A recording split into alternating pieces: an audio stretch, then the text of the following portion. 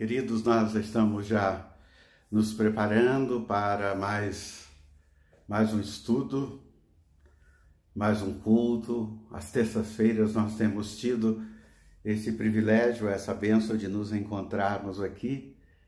E já há alguns meses nós estamos estudando o livro de Atos dos Apóstolos.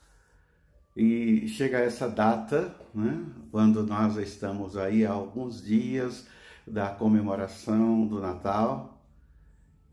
Estudarmos o livro de Atos é uma alegria, uma satisfação muito grande, porque foi onde tudo começou, tudo iniciou ali. Aquela região é uma região que está rica de histórias durante e pós o nascimento de Jesus, o seu ministério, o ministério desenvolvido e a responsabilidade sendo passada para os seus apóstolos, que formam, através da igreja primitiva, um número infinito, um número muito grande de discípulos que se espalham por toda a face da terra.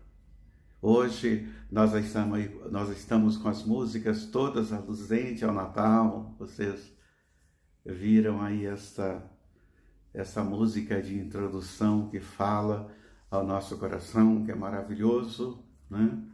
E agora nós estaremos nos preparando para o estudo. Na semana passada, no domingo de manhã, só para vocês situarem, quando nós estudamos o capítulo 13 de Atos dos Apóstolos, vocês perceberam que ali inicia um novo tempo, um novo momento na vida dos apóstolos, principalmente na vida de Paulo, já quando ele prepara a primeira viagem missionária, realiza esta viagem missionária.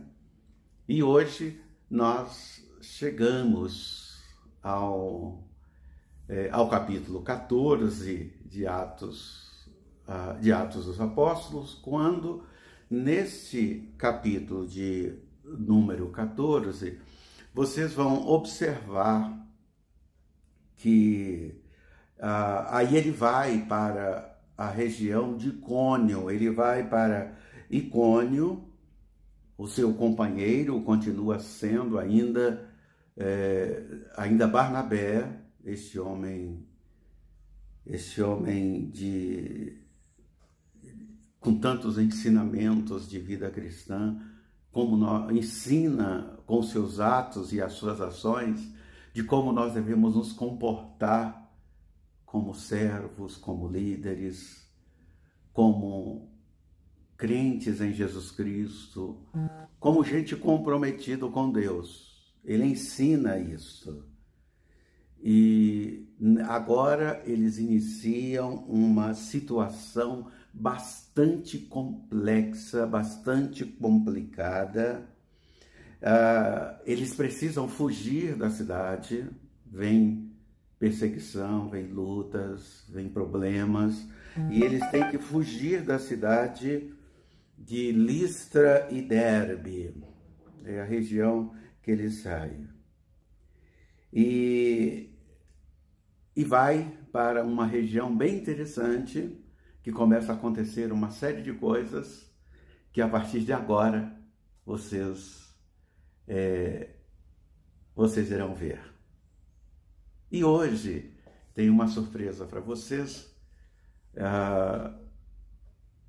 Hoje eu quero trazer de volta o pastor Marcos para falar sobre este capítulo. Quebrar aí um pouquinho só para o pastor Eliakim não ficar o tempo todo aparecendo, dando estudo.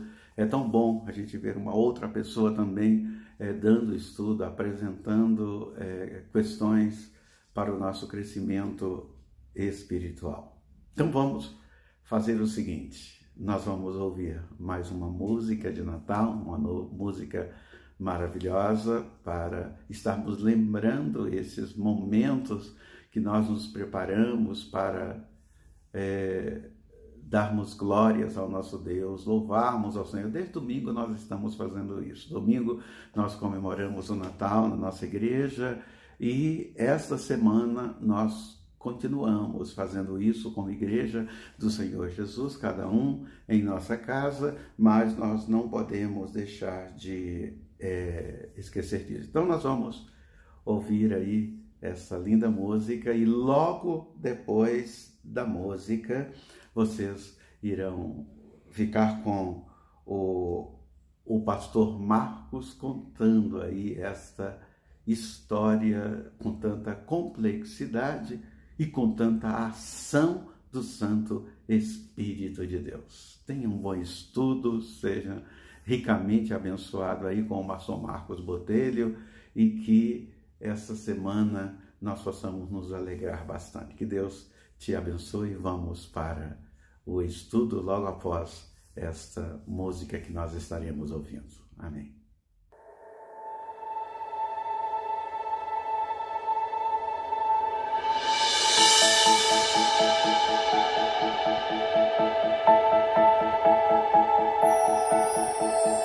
É Natal, a alegria está no ar, os anjos cantam glória, anunciando que Jesus já nasceu entre nós. É Natal, se é pra celebrar, eu vou, que todos cantem juntos. O Deus menino veio iluminar o mundo. Olha lá no céu, uma estrela resplandece pra mostrar o lugar onde o Rei Jesus tranquilo está a dormir, mesmo que haja uma grande festa, pois os anjos cantam glória, paz na terra a todos nós. É Natal, a alegria está no ar, os anjos cantam glória, anunciando que Jesus já nasceu entre nós.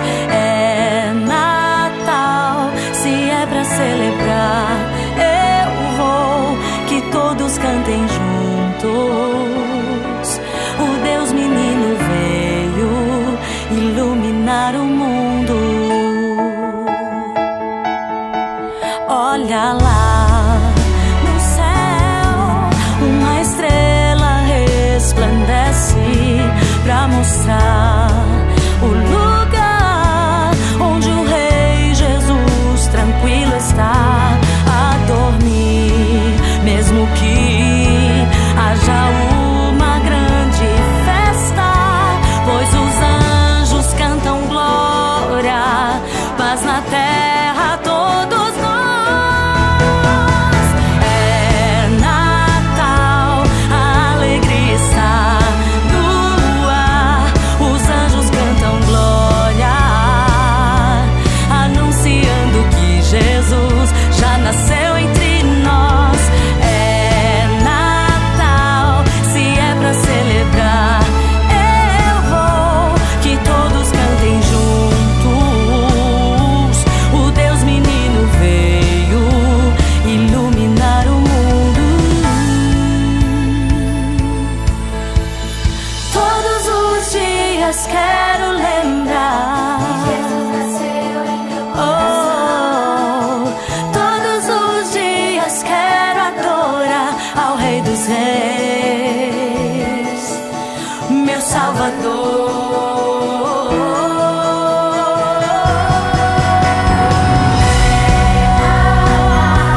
É Natal,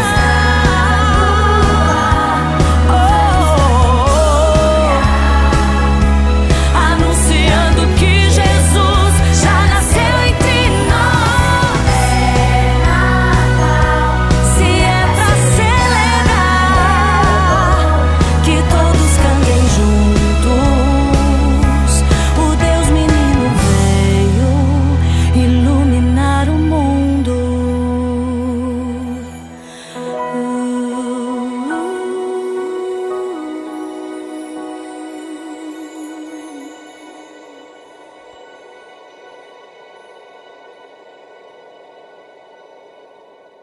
E aí pessoal, tudo bem? Aqui é o pastor Marcos Botelho e estamos lendo, interpretando, fazendo devocionais no livro de Atos. Vamos entrar no capítulo 14 de Atos? Nesse capítulo, Paulo vai para Icônio com Barnabé e lá eles fazem como de costume, eles vão até a sinagoga judaica e pregam o evangelho de Jesus. Lá muitos se convertem, tanto judeus como gentios, mas muitos também se opõem. Então a cidade fica toda dividida, alguns gostam do que Paulo fala e Barnabé e outros rejeitam, e aí essa divisão, alguns conspiram para apedrejar Paulo e Barnabé. Com isso eles fogem de lá. Eles vão para duas cidades, uma encostada na outra, chamada Listra e Derbe. Nessas duas cidades existia uma lenda de que os deuses, principalmente Zeus e Hermes, eles certa vez desceram dos seus tronos, do céu e foram visitar a cidade. E nessa lenda diz que apenas uma família aceitou e reconheceu que eles eram deuses. E essa família foi altamente recompensada, transformando a casa que eles ficaram hospedados em palácios. O teto era de ouro e tudo mais. Aos que rejeitaram eles, Zeus destruiu as suas casas. Por isso essa era a grande lenda. Quando Paulo, Barnabé chegou com o seu grupo lá, ele logo no começo viu um aleijado, alguém que estava na cidade, era conhecido por todos. Quando Paulo olhou para aquele aleijado e viu que ele tinha fé para ser curado, não é que ele era um homem de fé e por isso as pessoas que são curadas são aquelas que realmente têm uma fé sobrenatural. Ele olhou e viu que ao pregar o evangelho, aquele homem acreditava no Cristo, no Jesus, na mensagem que Paulo falava. Paulo cura aquele homem, manda ele ficar de pé, ele fica e a cidade entra num alvoroço pensando: fomos visitados por Zeus e Hermes. Aí eles começaram a adorar Paulo e Barnabé, foram trazer bois para fazer sacrifícios. Paulo e Barnabé começam a falar o que vocês estão fazendo, nos adorando? Nós somos homens igual a vocês. Aliás, a nossa mensagem é para afastar vocês dessas coisas vãs, essa adoração a ídolos, a deuses que não existem.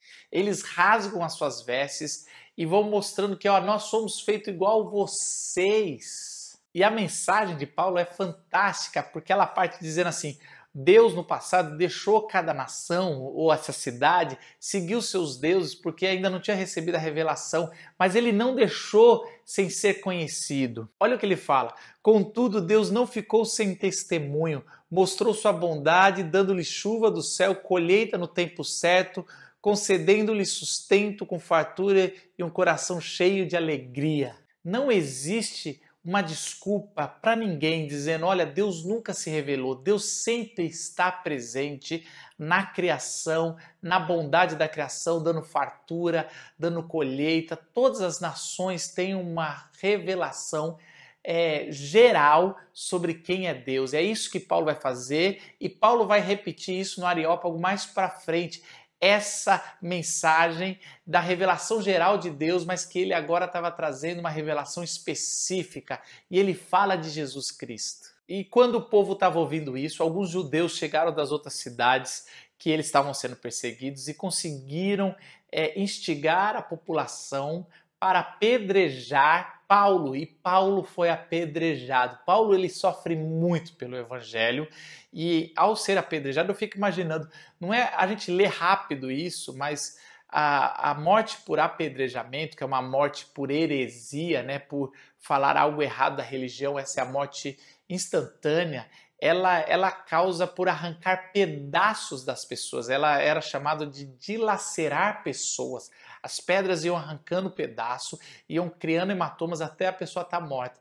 Eles consideraram Paulo morto. Provavelmente Paulo foi desfigurado, foi destruído, ele já estava praticamente sem roupa quando tinha rasgado, e as pessoas levaram para fora da cidade e jogaram ele lá. Os discípulos de Paulo foram atrás do corpo, talvez até para enterrar. Quando chegaram lá, perceberam que ele não estava morto, mesmo a cidade achando que ele estava morto. Logo após, Paulo se levanta, se recupera, volta para a cidade e depois sai da cidade para continuar a sua missão. Isso é impressionante. Isso, para mim, mostra porque Paulo é um dos maiores nomes. Na sociedade moderna, as pessoas querem difamar Paulo, porque não entende alguns pronunciamentos, o que ele escreveu.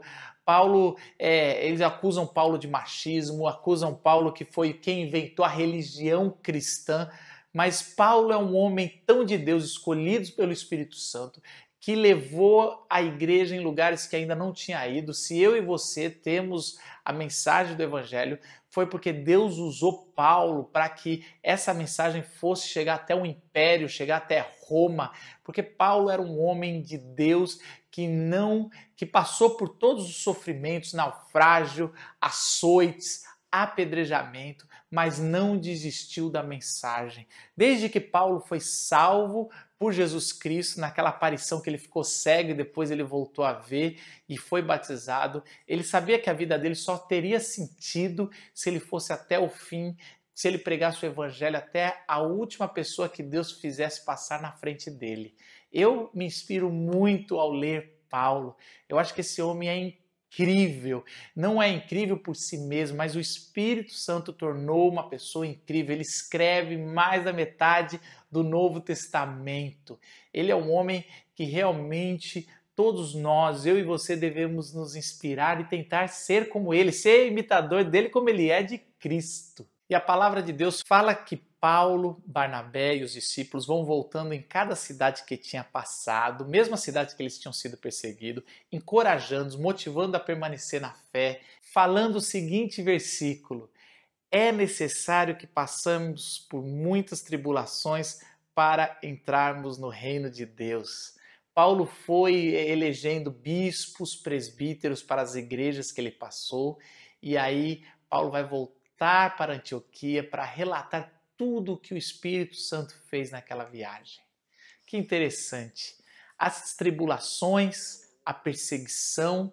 A gente pensa que se o Espírito chamou os dois para uma viagem, o Espírito ia abrir portas, ia fazer acontecer, mas a primeira viagem de Paulo e Barnabé foi uma viagem muito truculenta, o tempo todo tendo perseguição, gente querendo matá-lo, sofreu um apedrejamento, mas mesmo assim, ao chegar na Antioquia, na sua base missionária, a nova base dos gentios, eles falam e relatam quantas maravilhas e milagres eles enfrentaram naquela viagem e como foi uma bênção poder ouvir o Espírito Santo fazer. Quando eu leio esse capítulo 14, me vem no meu coração, caramba!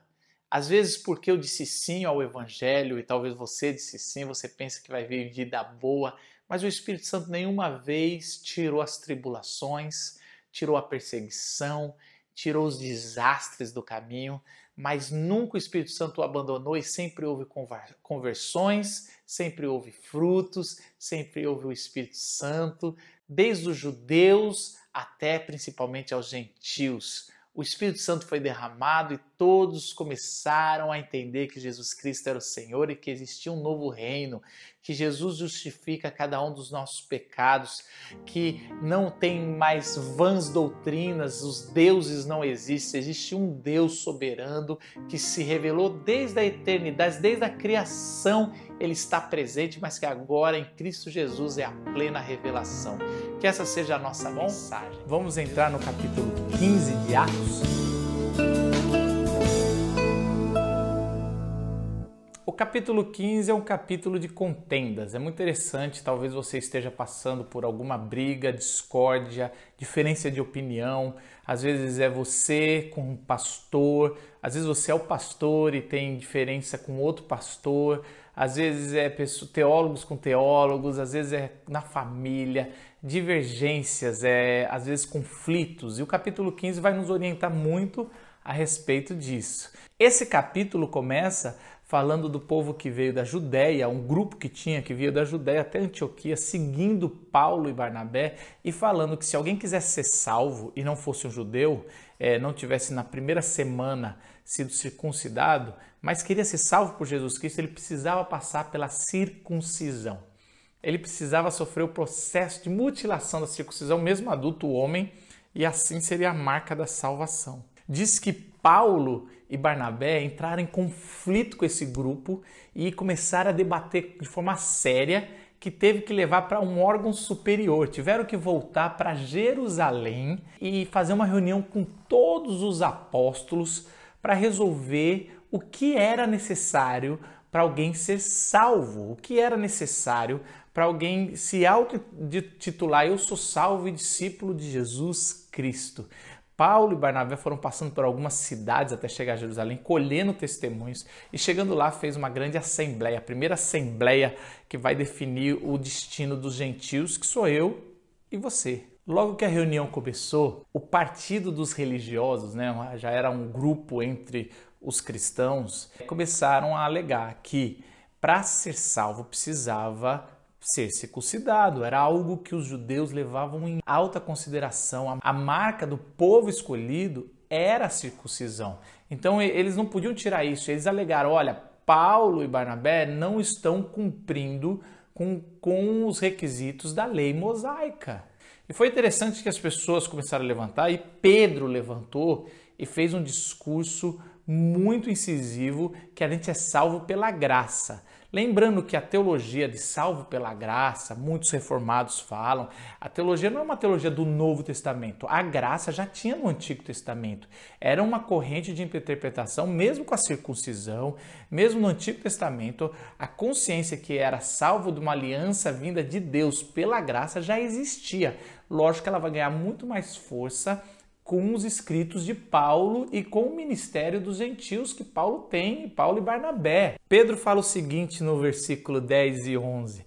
Então, por que agora vocês estão querendo tentar a Deus, pondo sobre os discípulos um jugo que nem nós, nem nossos antepassados conseguimos suportar? De modo nenhum, cremos que somos salvos pela graça de nosso Senhor Jesus, assim como eles também, como os nossos antepassados. Então, isso é que nós cremos. A salvação vem pela graça. A graça na fé do Messias que ia vir, isso no Antigo Testamento, e agora a graça na fé no Cristo que veio e morreu na cruz e ressuscitou. E a discussão começou a ampliar e levanta Tiago, um segundo dos maiores apóstolos da igreja primitiva, era Pedro e Tiago, sempre os dois. Tiago tinha o apelido de joelho de camelo, de tanto que ele orava, o joelho dele era maior, e ele era um homem de Deus, um dos maiores líderes da igreja primitiva. E Tiago também vai retomar algumas coisas do Antigo Testamento e vai falar que não é bom colocar empecilhos para as pessoas conhecerem a Cristo e se converterem e serem salvas. Junto com esses discursos, Paulo começou a testemunhar, junto com Barnabé, o que Deus estava fazendo entre os gentios. E a assembleia fica quieta e começa a admirar como Deus é maravilhoso em missões, tudo faz sentido, né? A assembleia acabou com o entendimento que os gentios daquela época, do primeiro século, não podiam fazer 3 coisas. A primeira era comer comidas sacrificadas a ídolos, se misturar, que era muito comum essas comidas feitas em grandes templos, e aí essa comida era vendida mais barata, mas eram consagradas a ídolos. A segunda é a imoralidade sexual, a moralidade do Antigo Testamento. Todas as leis que se tratam de algo moral deveriam ser mantidas como padrão de Deus à humanidade. E o terceiro era a carne de animais estrangulados e feitos no sangue. O judeu tinha o sangue como um dos símbolos mais importantes da vida e eles não se misturavam, não podia tocar em sangue, em defunto, em cadáver. Isso atrapalhava toda a adoração do templo e eles ainda estavam num processo de trazer os que estavam adorando no templo para adorar no verdadeiro templo, que é Jesus Cristo. Então eles colocaram essas 3 regras para poder ser como diretrizes para Paulo, mas deixando a circuncisão para os não-judeus, que de forma não necessária para ser um discípulo de Jesus e ser salvo. Eles fazem isso uma carta e mandam 2 outros discípulos junto com Paulo e Barnabé, que é Judas e Silas. Interessante isso, né? Para o judeu, ele sempre considerava que devia ter 2 testemunhas. Por isso que no texto de Jesus, quando fala se alguém pecou contra você, vá, confronte a pessoa, se não, pegue 2 testemunhas. O tempo todo precisa de 2 testemunhas. Os fariseus, quando estão interrogando Jesus, perguntam quem são as 2 testemunhas que comprovam que você é um rabino, você é uma autoridade. E Jesus fala, meu pai e João Batista. Só que eles não aceitam nenhum dos dois, né? Nem Deus como testemunha e nem João Batista. Quando os 4 chegam na Antioquia, eles entregam a carta, eles veem quais são as regras e os gentios celebram a vinda e realmente a decisão dos apóstolos. Eles ficam muito felizes que a salvação é pela graça de Jesus e que eles não precisavam passar por um processo de mutilação para receber essa nova vida, para receber essa nova orientação. Com o tempo, a circuncisão foi substituída pelo batismo, pelas águas. Aí é incluso não só os homens, mas de uma forma muito mais geral, onde homens e mulheres e até crianças poderiam entrar na graça com esse símbolo que representava o Espírito Santo, né? Essa salvação que vem do Espírito Santo, essa é a verdadeira circuncisão, é o Espírito Santo no coração de cada um, de homens e mulheres convertidos. E aí vem a segunda grande discussão. Paulo, de repente, quando vê que está tudo certo na Antioquia, ele fala, olha, vamos pegar essa carta, Barnabé, e vamos voltar a todas as igrejas, vamos fazer uma segunda viagem, e nessa segunda viagem a gente vai ver como é que estão as igrejas que a gente plantou, como é que estão os presbíteros, os diáconos, como é que está funcionando a igreja, o culto, se entrou algum grupo, tipo esse que era dos religiosos, obrigando o pessoal a circuncidar, e agora a gente tem essa carta dos apóstolos, isso a gente vai poder mostrar para eles e poder orientá-los para que os gentios não caiam nesse engano. E aí Barnabé fala, tudo bem, vamos levar de novo aquele jovem seminarista, aquele jovem que nos ajudou chamado João Marcos. Paulo não aceita.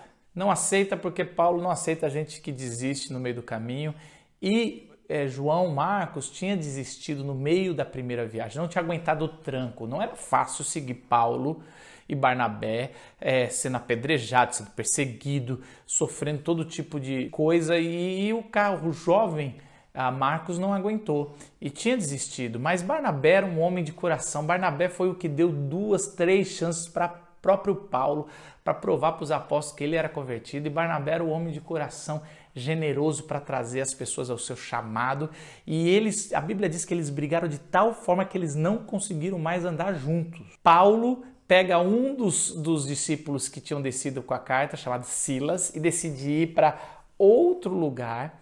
E Barnabé pega João Marcos e vai fazer outras visitas. São 2 visitas que vão alcançar muito mais igrejas e muito mais gentios, mas é de um jeito assim, Deus fez eles brigarem para alcançar mais gente. Não, Deus transforma brigas, coisas ruins, coisas que ele não queria em bênção. É isso que é a especialidade de Deus. E cada um vai para o seu lugar. Esse é o capítulo 15. Eu queria trazer algumas lições para a sua e para a minha vida desse capítulo. Primeiro que você tem que ter consciência que na sua caminhada cristã vão ter contendas, vão ter discussões, vão ter opiniões contrárias. E você tem que saber lidar com isso. Você não pode nem fugir, nem se escandalizar, saber colocar os seus argumentos e saber que às vezes a gente vai ter que procurar instâncias superiores, como foi o primeiro caso de divergência, ou às vezes é melhor você conversar, se tratar e cada um ir para um lugar diferente, não tem problema nenhum. Foi assim que aconteceu com Paulo e Barnabé e é assim que pode acontecer com você e comigo. A gente às vezes tem irmãos na fé que Deus trabalhou, que temos opiniões tão divergentes, que está tão difícil manter a comunhão, que a gente, lógico, tem que sempre liberar perdão, sempre estar tranquilo, mas cada um segue o seu caminho. Nem todo mundo foi feito para fazer um ministério conjunto.